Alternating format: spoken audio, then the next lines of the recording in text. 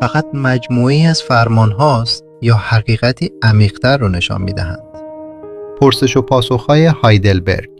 سوال سوم: از کجا به بی‌نوایی و گناه خود پی میبرید؟ از طریق شریعت خدا.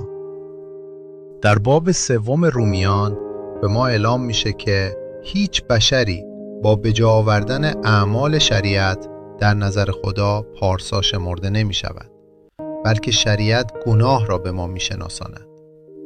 دونستن این دو حکم میتونه طرز فکرت رو تغییر بده. پرسش و پاسخ‌های هایدلبرگ. سوال چهارم: شریعت خدا از ما چه میخواهد؟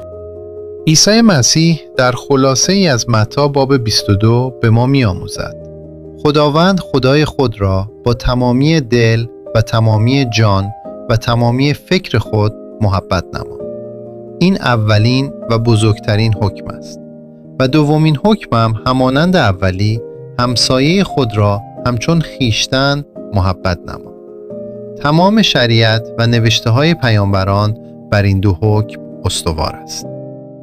مشکل از قوانین نیست، از طبیعت ماست. پرسش و پاسخ‌های هایدلبرگ.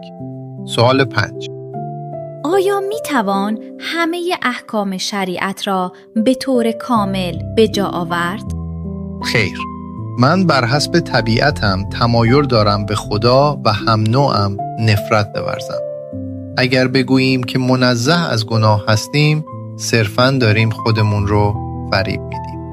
ارمیا باب 17 به ما اعلام می کند که دل از همه چیز فریبنده تر است و بسیار بیمار.